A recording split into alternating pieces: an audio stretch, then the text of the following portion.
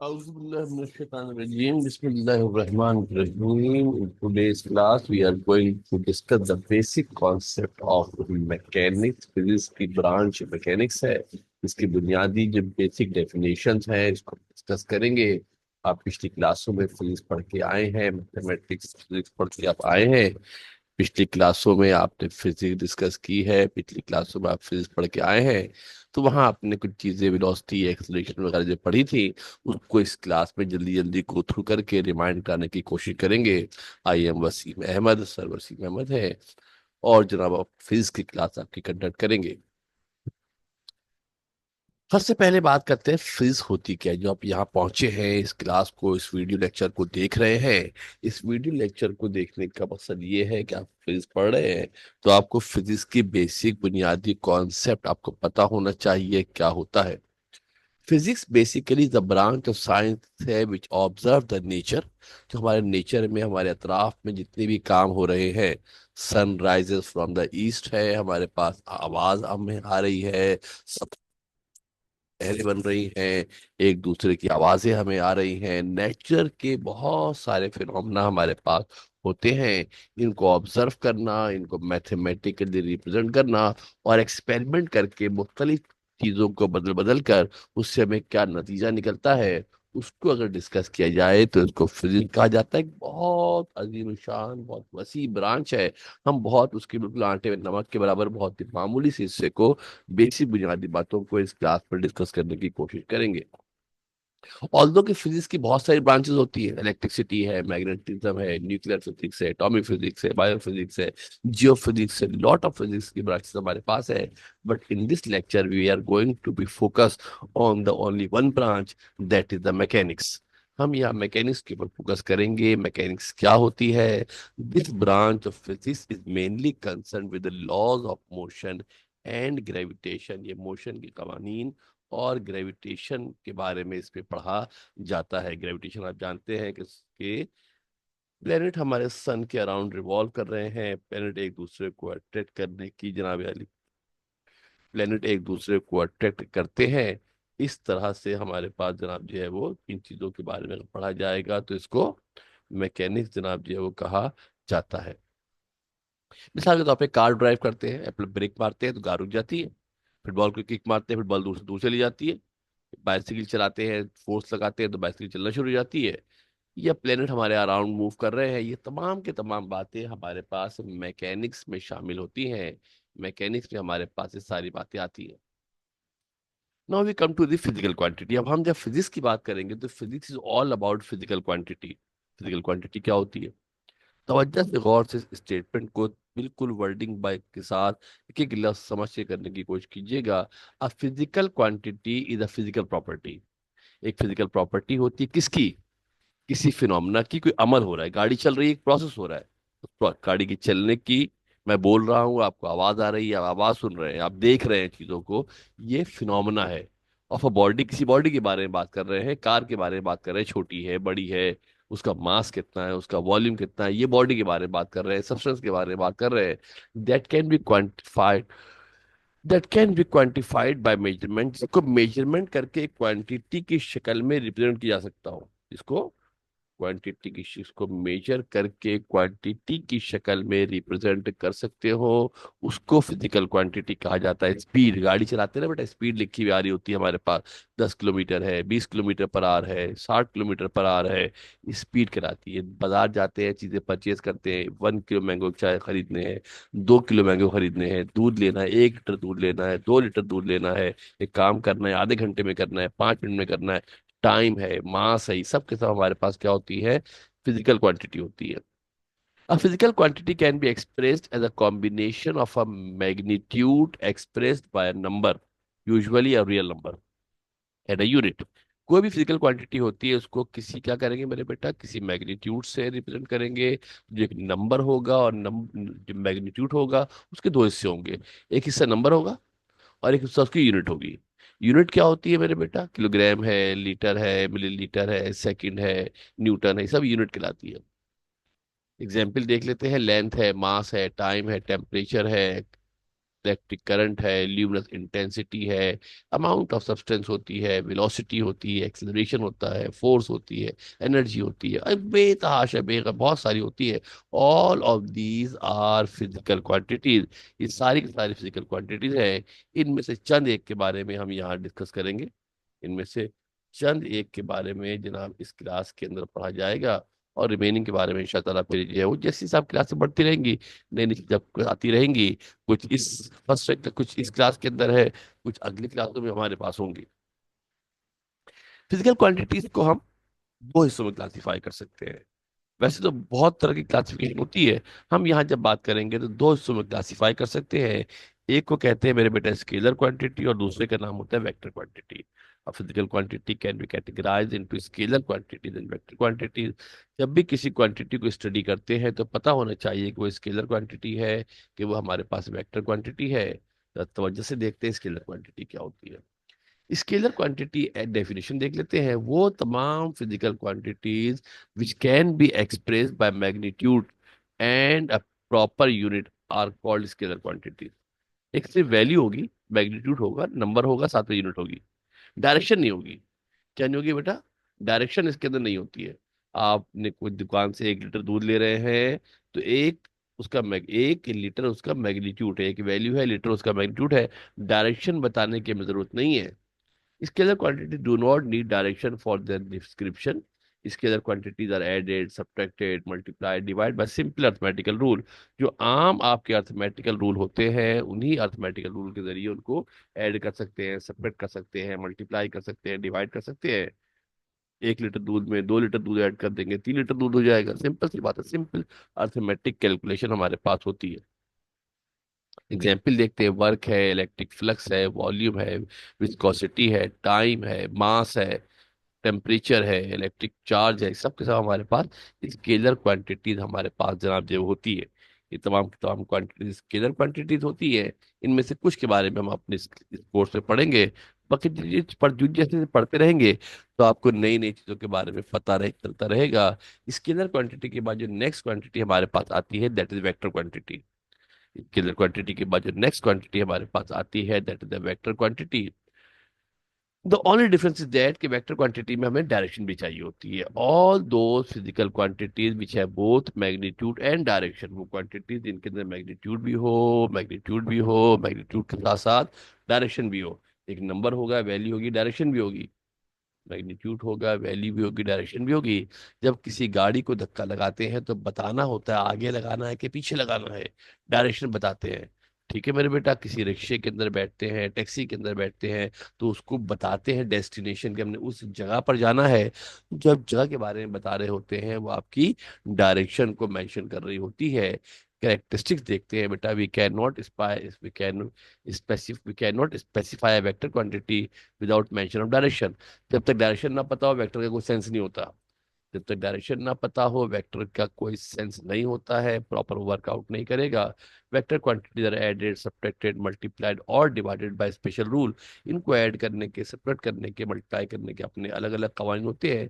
इन्हीं चैप्टर के दौरान हम इनके जो वेक्टर का भी एक पूरा पोर्शन है जिसमें हम इनके बारे में एडिशन, सब्ट्रैक्शन, मल्टीप्लिकेशन के बारे में तफसीलन पढ़ा जाएगा। अभी आपको इतना पता होना चाहिए, जब भी किसी क्वांटिटी के बारे में पता करेंगे तो यू मस्ट नो कि whether it is scalar quantity और वेक्टर क्वांटिटी। एग्जाम्पल की बात करते हैं बेटा। वेलोसिटी है, एक्सेलरेशन है, फोर्स है, मोमेंटम है, इलेक्ट्रिक इंटेंसिटी है। All of these quantities are vector quantities. तो इनको स्पेसिफाई करने के लिए हमें डायरेक्शन की जरूरत पेश आती है। बगैर डायरेक्शन को इनको स्पेसिफाई करना मुमकिन नहीं है। बगैर डायरेक्शन मेंशन किए इनको नहीं बता सकते हैं। राइट। फोर्स लगाएंगे तो बताएंगे कहाँ फोर्स लगानी है। ठीक है। नाउ देन, अब आते हैं जब भी किसी क्वांटिटी के बारे में पढ़ेंगे तो वेक्टर क्वांटिटी होंगे। वेक्टर के हवाले से हमें चंद बेसिक बातें पता होनी चाहिए कि रेक्टेंगुलर कंपोनेंट्स ऑफ वेक्टर क्या होते हैं। रेक्टेंगुलर कंपोनेंट्स ऑफ वेक्टर क्या होते हैं? किसी भी वेक्टर को अगर हम चाहें तो दो हिस्सों में ब्रेक कर सकते हैं। आप किसी वेक्टर को दो हिस्सों में ब्रेक कर सकते हैं जो म्यूचुअली एक दूसरे के परपेंडिकुलर होंगे। क्या होंगे? एक दूसरे के, जो म्यूचुअली एक दूसरे के परपेंडिकुलर होंगे। ये परपेंडिकुलर का मतलब होता है कि 90 डिग्री बनाएंगे। कितना बनाएंगे बेटा? 90 डिग्री बनाया जाएगा। ऐसा क्यों किया जाता है आपको समझाएंगे। बेसिकली जब किसी भी वेक्टर क्वांटिटी को ऐड करते हैं तो कोशिश ये होती है कि वो सिंगल डायरेक्शन में, एक ही डायरेक्शन में हो। तो जब उसको एक्स में और वाई में ब्रेक करते हैं तो एक्स वाले एक तरफ सॉल्व कर लेते हैं, वाई वाले एक तरफ सॉल्व कर लेते हैं। यही वजह है कि जितनी भी वेक्टर क्वांटिटीज होती हैं उनको हमेशा कंपोनेंट्स के अंदर ब्रेक किया जाता है। एक डायरेक्शन को एक तरफ सॉल्व करते हैं, दूसरी डायरेक्शन को सॉल्व करते हैं। कहा ना भी आपको कि वेक्टरों को ऐड करने के अलग अलग स्पेशल तरीके होते हैं। वो एक तरीका यही होता है कि वेक्टर को ब्रेक करके दो हिस्सों में ब्रेक कर देते हैं। इस तरीके से कुछ कंपोनेंट ऐसे बन जाते हैं जो हॉरिजॉन्टल होते हैं, कुछ कंपोनेंट ऐसे हो जाते हैं जो वर्टिकल होते हैं, वर्टिकल एक तरफ हॉरिजॉन्टल एक तरफ। वेक्टर का सेक्शन पूरा हमारा है, उस पर हम बहुत डिटेल के साथ, तफसील के साथ उसको हम डिस्कस जनाब करेंगे। ये आपका एक वेक्टर गिवन है, इसके हमने दो बना दिए कंपोनेंट। एक मेरे बेटा एक्स एक्सेस पे हो गया, इसको हॉरिजॉन्टल कंपोनेंट कहा जाएगा। एक हमारे पास वाई एक्सिस पे हो गया, इसका नाम क्या हो जाएगा चंदा, इसको वर्टिकल कंपोनेंट कहा जाएगा। जो वी एक्स होता है वो वी कॉस थीटा होता है, वी वाई होता है वो वी साइन थीटा होता है। ये आपने पिछली क्लास में पढ़ा हुआ है। जैसे कि फिर बताया आपको कि वेक्टर का सेक्शन हमारा होगा, उस वेक्टर के सेक्शन की आप वीडियो देखेंगे तो वेक्टर के सेक्शन की वीडियो में आपको ये तमाम तफसील के साथ समझ में आ जाएगी कि ऐसा क्यों होता है। मैग्नीट्यूड ऑफ रिजल्टेंट वेक्टर, अगर हमें जिस तरीके से किसी वेक्टर को दो कंपोनेंट के अंदर ब्रेक कर सकते हैं, वैसे ही मेरे बेटा कंपोनेंट की मदद से, किसकी मदद से, कंपोनेंट की मदद से किसी वेक्टर को भी, कंपोनेंट की मदद से किसी वेक्टर को भी इस तरीके से वेक्टर को दो हिस्सों में ब्रेक कर सकते हैं। इसी तरीके से जब मेरे बेटा हम क्या करते हैं, अगर हमें दो परपेंडिकुलर वेक्टर पता हो तो उसके जरिए रिजल्टेंट वेक्टर भी मालूम किया जा सकता है। अगर हमें दो परपेंडिकुलर वेक्टर पता हो तो उसके जरिए हम रिजल्टेंट वेक्टर को फाइंड आउट कर सकते हैं, मालूम कर सकते हैं। और जनाब कैसे मालूम कर सकते हैं, पाइथागोरस थ्योरम एक वैल्यू होती है। अगर एफ हमारे पास वेक्टर होता है, वी लिखा था हमने एफ लिख दिया है। अगर एफ हमारे पास एक वेक्टर हो और उसके दो कंपोनेंट एफ एक्स और एफ आई हो तो रिजल्टेंट फोर्स कैसे मालूम कर सकते हैं बेटा, एफ एक्स का स्क्वायर प्लस एफ आई का स्क्वायर होगा। यहाँ मैंने जानबूझ के चेंज करने के लिए एफ लिखा है, वेक्टर के लिए वी जरूर लाजिम लाजिम नहीं होता कि वी हो। कोई भी वेक्टर क्वांटिटी हो, एफ होगा तो एफ आ जाएगा, वी होगा तो वी हो जाएगा, एक्सिलरेशन होगा तो ए हो जाएगा, मोमेंटम होगा तो पी हो जाएगा। जो भी फिजिकल क्वांटिटी होगी उसी का सिंबल यहाँ पर इस्तेमाल किया जाएगा, बशर्ते कि वेक्टर क्वांटिटी हमारे पास हो। इसी तरीके से डायरेक्शन भी निकाल सकते हैं। और डायरेक्शन निकालने के लिए हमारे पास फार्मूला होता है tangent theta is equal to V Y upon V X. Vertical component को ऊपर रखते हैं, हॉरिजॉन्टल कंपोनेंट को नीचे रखा जाता है। मैं फिर आपसे कह रहा हूँ कि वेक्टर वाले सेक्शन में जो वीडियो हमारी है उसको देखेंगे आप, तो यहाँ आपको बकायदा ये पूरे फार्मूले आपको ड्राइव करके दिखाए गए हैं, बताए गए हैं। इस चैप्टर को पढ़ने के लिए जरूरी है कि आपको ये बेसिक बातें पता हो, ताकि दरम्यान में इसका तस्करा आए तो वहां आपको प्रॉब्लम ना हो। राइट, पिछली क्लास में पढ़ चुके हैं इसको आप। Now we come to some basic kinematics. इस चैप्टर का जो नाम है वो काइनेमेटिक्स हमारे पास नाम है। काइनेमेटिक्स क्या होता है, kinematics the branch of mechanics. Mechanics के दो हिस्से होते हैं, कोई काइनेमेटिक्स कहते हैं, कोई डायनेमिक्स कहते हैं। काइनेमेट जैसे कि आपको पता है कि मैकेनिक्स में हम मोशन की बात करते हैं, और जब मोशन होगी तो बेटा कोई सोर्स भी होता है मोशन का, कोई मोशन को पैदा करने वाला भी होगा। गाड़ी चल रही है तो गाड़ी का इंजन है जो गाड़ी को चला रहा है। गाड़ी खराब हो गई तो धक्का लगा रहे हैं तो गाड़ी चल रही है, वो सोर्स है। अगर हम बगैर सोर्स को डिस्कस किए हुए कहाँ से फोर्स आई, कैसे मोशन हो रही है, without discussing the reference of the force, अगर बगैर फोर्स के रेफरेंस को डिस्कस किए हुए हम किसी बॉडी की मोशन के बारे में पढ़े तो उसे काइनेमेटिक्स कहते हैं। क्या कहते हैं बेटा उसको, काइनेमेटिक्स। उसको जो है वो कहा जाता है without the reference of the force. सिर्फ मोशन के बारे में पढ़ा जाए, मोशन की प्रॉपर्टीज के बारे में पढ़ा जाए, the cause of the motion को डिस्कस ना करें तो उसको काइनेमेटिक्स कहते हैं। इसी का पार्टनर डायनेमिक्स होता है, उसमें हम कॉज पढ़ते हैं कि क्यों पैदा हो रही है मोशन। वो नेक्स्ट चैप्टर में चला आएगा। Car speeding of highway, car चल रही है स्पीड के ऊपर, major how fast the car is going. Velocity की बात करते हैं, and how the position changes over the time, और कैसे उसकी डायरेक्शन तब्दील हो रही है। थ्रोइंग ए बॉल, एक बॉल को अगर फेंका जाता है एक पैराबोलिक पाथ के अंदर बॉल मूव कर सकती है, क्या वेलोसिटी होगा, क्या एंगल होगा, कैसे हरी, इसकी बात नहीं कर रहे, सिर्फ पाथ की बात कर रहे हैं, वेलोसिटी की बात कर रहे हैं। Elevator moving up and down, elevator कैसे ऊपर नीचे जा रही है। ये तमाम बातें पढ़ेंगे। इसमें कहीं पर भी इस बात का तस्करा नहीं है कि जो काम हो रहा है उसका ओरिजिन क्या है, किस वजह से हो रहा है। वजह की बात ना करें, ओरिजिन की बात ना करें तो उसको काइनेमेटिक्स कहा जाता है। इसी का डायनेमिक्स होता है। डायनेमिक्स के अंदर क्या होता है, इसके अंदर हम रेफरेंस भी होता है फोर्स का, किस वजह से फोर्स पैदा हो रही है। The branch of physics which deals with the motion of object along with the force causing the motion। वजह होगी, रीजन होगी, किस वजह से फोर्स पैदा हो रही है, तो उसको डायनेमिक्स कहा जाता है। पुशिंग है शॉपिंग कार्ट को पुश कर रहे हैं तो फोर्स लगा रहे हैं। आगे लगाएंगे धक्का तो आगे जाएगी, पुश पुल करेंगे तो पीछे आएगी, पुश करेंगे तो आगे जाएगी। कार ब्रेक लगाएंगे तो कार स्टॉप हो जाएगी, डायरेक्शन पता होगी। किकिंग है फुटबॉल को किक कर रहे हैं तो फोर्स लगा रहे हैं। हल्के से मारेंगे तो कम फासले पे जाएगी, ज्यादा जोर से मारेंगे तो दूर तक जाएगी। कॉज हमारा होगा जो कि कॉस मोशन को डिटरमाइन करेगा कि कितनी मोशन हो रही है। कॉस के बारे में पढ़ेंगे तो उसको डायनेमिक्स कहा जाता है। कुछ बेसिक बुनियादी डेफिनेशन है, 3-4 डेफिनेशन है, डिस्टेंस वेलोसिटी एक्सीलरेशन पहले आप पढ़ चुके हैं। यहाँ पढ़ाने का मकसद ये है कि अगर आपके जहन में अगर नहीं है तो जस्ट आप इसको रिमाइंड कर ले। और जिन्होंने नहीं पढ़ा है, जिनको नहीं है, वो जैसे देख ले, क्योंकि आगे हम जितने भी टॉपिक पढ़ेंगे वो बेसिकली इसी के कॉम्बिनेशन में। आगे हम जितने टॉपिक पढ़ेंगे वो तमाम के टॉपिक इसी कॉम्बिनेशन के अंदर हमारे पास होंगे। The first is the distance, पहली जो हमारी प्रॉपर्टी है वो डिस्टेंस है।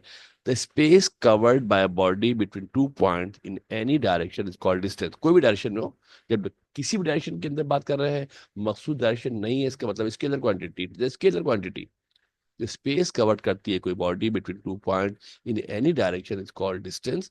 जो स्केलर क्वांटिटी एस से इसको रिप्रेजेंट करते हैं, और इसकी ऐसा यूनिट मीटर होती है। क्या होती है इसके ऐसा यूनिट? मीटर हमारे पास जनाब होती है। किसी भी डायरेक्शन में हमारे पास हो सकती है, टोटली स्पेस होता है। इसके साथ होता है डिस्प्लेसमेंट। डिस्प्लेसमेंट बिल्कुल ऐसे ही होता है, it is the shortest distance covered by body between two points. Shortest distance between two point, shortest क्या होता है? स्ट्रेट लाइन में होता है। कैसे होता है? स्ट्रेट लाइन में होता है। Shortest distance between two point in a particular direction is called displacement. एक पर्टिकुलर डायरेक्शन में जो शॉर्टेस्ट डिस्प्लेसमेंट हो डिस्टेंस होगा उसको डिस्प्लेसमेंट कहा जाएगा। The change of position of body in a particular direction is called displacement. ये भी इसकी डेफिनेशन हो सकती है। पोजीशन तब्दील हो रही है, it is a vector quantity, क्योंकि डायरेक्शन है बेटा इसके अंदर। इसमें डायरेक्शन मेंशन करेंगे तो वेक्टर क्वांटिटी होगी। वेक्टर क्वांटिटी जब भी होती है तो उसको रिप्रेजेंट करने के लिए ऊपर एरो लगाते हैं। यहाँ देखो बेटा, गौर से तवज्जो से देखना मेरे बेटा, यहाँ मैंने इसके ऊपर एक एरो लगाया हुआ है। या आप तवज्जो से गौर से देखेंगे तो हमने क्या किया, इसके ऊपर एरो लगाया हुआ है। स्केलर क्वांटिटी में लिखा था तो उसके ऊपर कोई एरो वैरो का निशान नहीं था। वेक्टर जब भी होगा तो उसके ऊपर जितनी वेक्टर क्वांटिटी है कोई भी हो, उसके ऊपर हमेशा एरो का निशान लगाया जाता है। एक छोटी सी डायग्राम है, इसको आप देखेंगे समझेंगे तो आपको बात समझ में आएगी। एक छोटी सी डायग्राम है, इसको तवज्जो से समझने की कोशिश कीजिएगा। आप घर से चलते हैं स्कूल की तरफ अगर आप जा रहे हैं, तो मेरे बेटा दो ऑप्शन है। ग्रीन से बना हुआ है, पहले इधर गए, लेफ्ट गए, फिर ऊपर गए, इधर गए, घूमते फिरते चले गए। ग्रीन से आपको लाइन नजर आ रही है। 1 2 3 4 हिस्सों में आपने अपने फासले को ब्रेक किया है। इन चारों फासलों को ऐड करेंगे तो ये आपका डिस्टेंस कहलाएगा। इन चारों फासलों को ऐड करेंगे तो डिस्टेंस कहलाएगा। जो रेड की लकीर है ये भी डिफरेंट डायरेक्शन में जा रही है, मुख्तलिफ तरीकों से अप्रोच कर रहे हैं, ये डिस्प्लेसमेंट है। टोटल काउंट करेंगे। मगर जब स्कूल और घर के दरमियान एक स्ट्रेट लाइन बनाई जाए, क्या हो मेरे बेटा? स्ट्रेट लाइन हो जिसकी डायरेक्शन घर से स्कूल की जानिब हो, इस ब्लू वाली लाइन को कहा जाएगा डिस्प्लेसमेंट। क्या बोलेंगे इसको? डिस्प्लेसमेंट कहा जाएगा। तो दो पॉइंट के दरमियान डिस्टेंस कुछ भी हो सकता है, आपकी मर्जी है। बजाय सीधे जाने के घूमते फिरते गलियों से होते हुए ट्रैफिक जाम हो जाए, लंबी गली से चले गए, ज्यादा डिस्टेंस कवर कर लिया, तो दो पॉइंट के दरमियान डिस्टेंस तो कुछ भी हो सकता है, मगर डिस्प्लेसमेंट हमेशा फिक्स होगा। डिस्प्लेसमेंट जो शॉर्टेस्ट होता है तो displacement will be always constant. Displacement हमारे पास हमेशा क्या होगा मेरे बेटा? कांस्टेंट। हमारे पास जो डिस्प्लेसमेंट है वो डिस्प्लेसमेंट हमारे पास हमेशा कांस्टेंट होगा। यहाँ तक इसको आप देखिएगा। पहली पहली ये आपकी जो लेक्चर है, कुछ बेसिक बातें थी, बेसिक बातों को समझ लीजिएगा, देख लीजिएगा, तो मामला आपके लिए सैल हो जाएगा। जो नेक्स्ट क्लास इंशाअल्लाह होगी, नेक्स्ट हमारा लेक्चर होगा, तो इस सिलसिले में जो नेक्स्ट हमारे टॉपिक्स है उसको हम डिस्कस जनाब यानी जो है वो करेंगे। कुछ बेसिक डेफिनेशन है, पहले हमने पढ़ लिया डिस्टेंस की। नेक्स्ट हमारे पास स्पीड वेलोसिटी एक्सेलरेशन के हवाले से हम जनाब जो है वो डिस्कस